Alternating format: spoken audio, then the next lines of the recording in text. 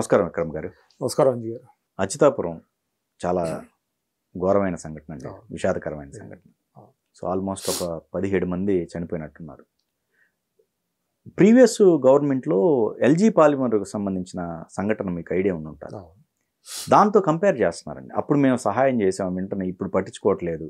ఇది ఒక రాజకీయ కోణంలో చూస్తున్నారు తప్ప ప్రతి అంశాన్ని. సహజంగా ఇవాళ రాజకీయ పార్టీల పరిస్థితి ఎట్లా ఉందంటే, ఏదైనా ఒక అంశం వచ్చిందంటే గద్దలాగా వాలిపోవటం అనేటువంటిది రాజకీయ పార్టీలకి it has become the order of the day. So Jaganmohan Reddy గారిది కూడా అట్లానే ఉంది. ఇప్పటికీ ఆయన 2 సెల్ఫ్ గోల్స్ వేసుకున్నాడు నాకు తెలిసి. ఒకటి ఏంటంటే 36 మందిని చంపేశారు వైఎస్ఆర్సీపీ వాళ్ళు అని చెప్పి ఆయన ఢిల్లీ వెళ్ళి ఒక ధర్నా చేశాడు ఆయన జంతర్ మంతర్ దగ్గర. దానికి జాతీయ పార్టీ నాయకులను కూడా చాలామందిని పిలిచారు. అఖిలేష్ యాదవ్ లాంటి వాళ్ళు వచ్చారు, అక్కడ ఏదో డిస్ప్లే చేశారు. కానీ ఆ 36 మంది పేర్లు ఇవ్వవయ్యా బాబు అని అంటే ఇవ్వలేకపోయాడు ఆయన. అది ఒక సెల్ఫ్ గోల్. ఎందుకంటే వాస్తవ సమాచారం లేకుండా, వాస్తవాలను చెప్పకుండా బురద చల్లటం, అది అక్కడ ఆయన థరోగా ఎక్స్పోజ్ అయిపోయాడు. ఆ వివరాలు కనుక ఉంటే డెఫినెట్గా ఏంటి ఈ అధికారంలోకి వచ్చిన 4 రోజుల్లోనే ఇన్ని మర్డర్లు జరిగినాయని అనుకోవచ్చు. రైట్. కానీ జరగలేదు. ఆయన ఊరికే ఒక అంకె చెప్పాడు. ఆ అంకె కూడా చెప్పడంలో కూడా కన్సిస్టెన్సీ లేదు. ఒక నాయకుడేవో 31 అంటాడు, ఒక నాయకుడు 36 అన్నాడు, ఒక ఆయన అసలు జగన్మోహన్ రెడ్డి గారే more than 30 అన్నాడు ఆయన.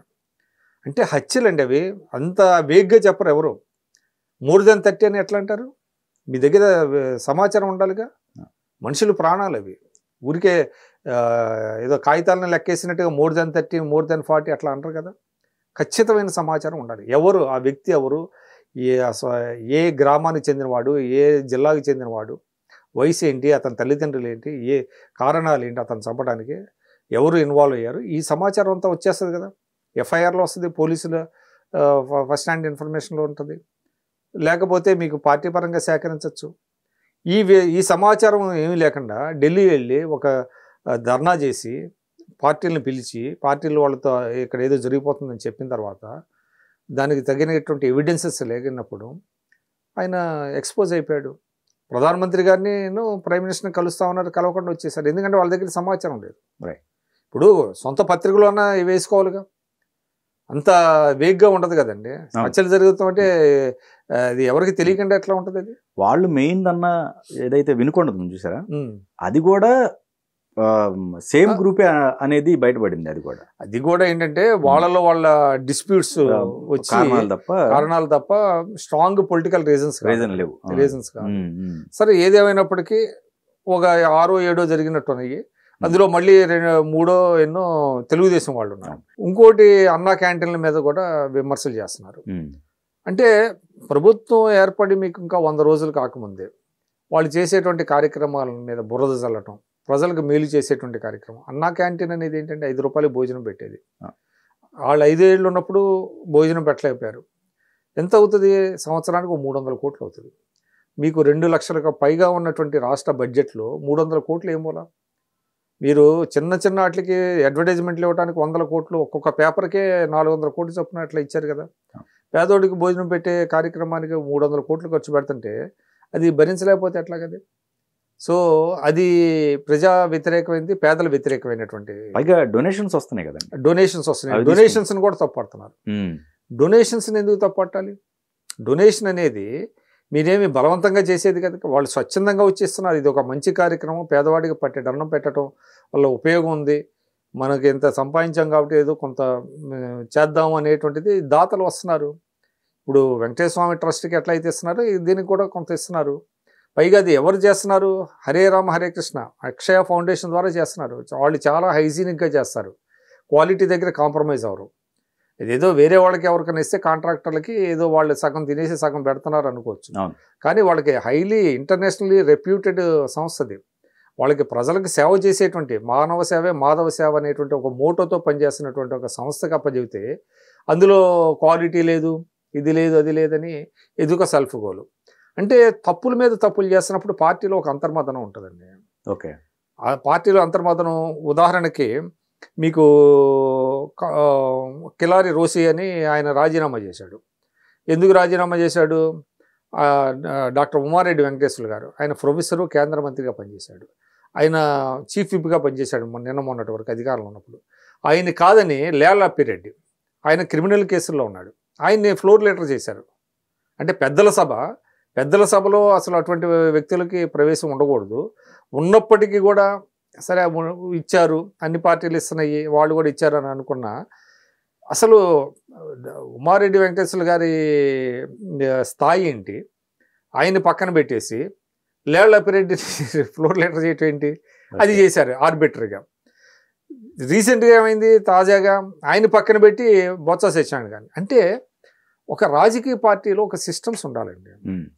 ఏదైనా ఒక నిర్ణయం తీసుకున్నప్పుడు కలెక్టివ్గా ఉండాలి, సీనియర్స్తో చర్చించాలి, ఏది మంచి ఏది చెడు అనేది చర్చించాలి.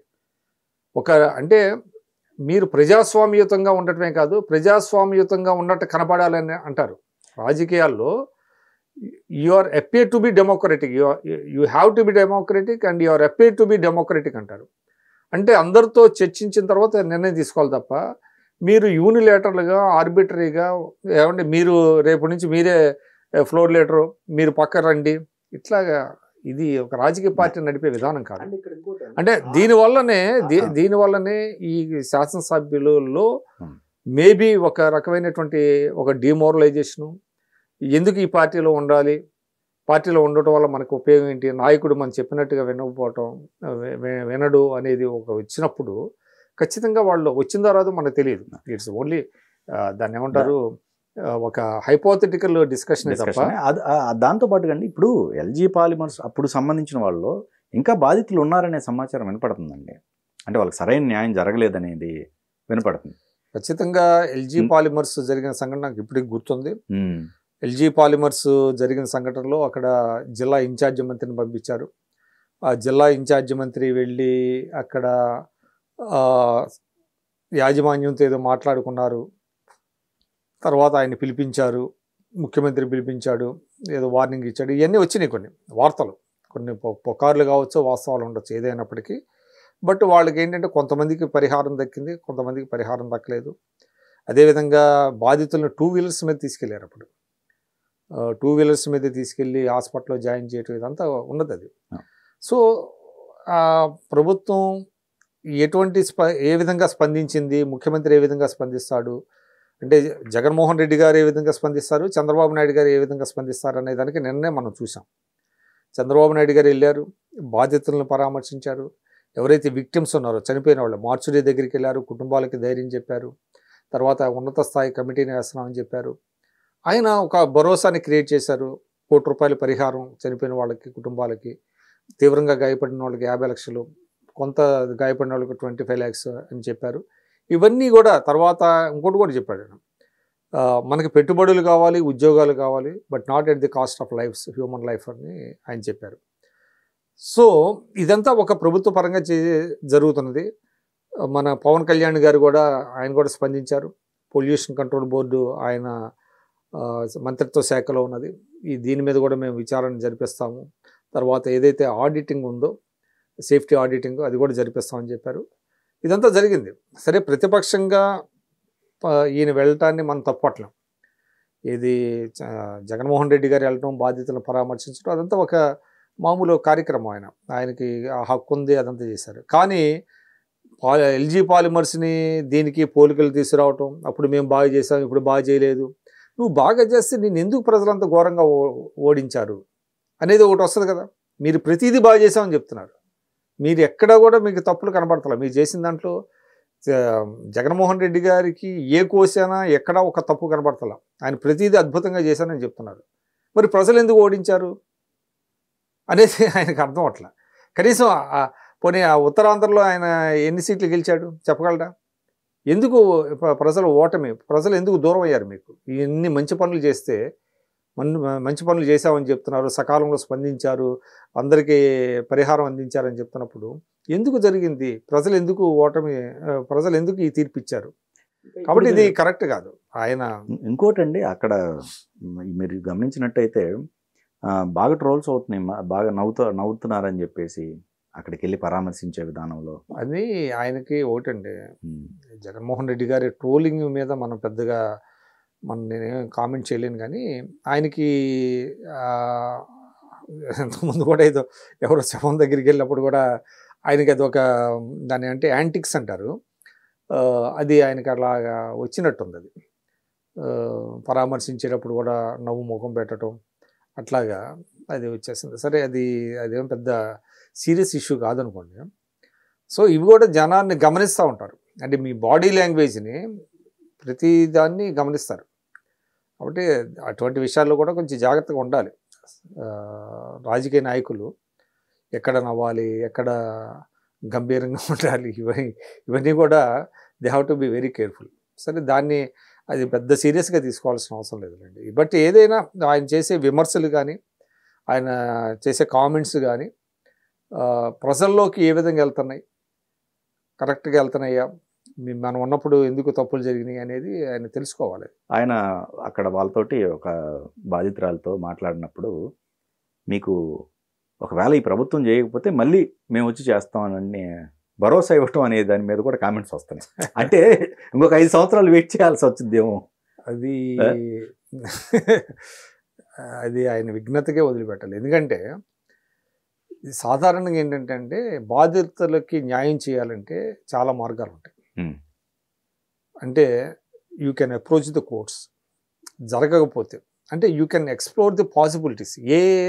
ఏ మార్గాల ద్వారా మనం న్యాయం చేయగలుగుతాం. నీకు అసెంబ్లీ ఉన్నది, అసెంబ్లీ వేదికగా నిలదీయచ్చు, ప్రభుత్వాన్ని ఇరుకుని పెట్టచ్చు, ఇరకాటం పెట్టచ్చు, ప్రభుత్వం చేత ఒక ప్రకటన చేయించవచ్చు. అదేవిధంగా మీరు న్యాయ పోరాటం చేయొచ్చు, ప్రజలను సమీకరించి ఉద్యమం చేయొచ్చు. ఇవన్నీ వదిలేసి మీరు 5 ఏళ్ళు ఆగండి నేను వస్తానని అంటే మీరు వస్తారో రారో ఎవరికి తెలుసు, హూ నోస్.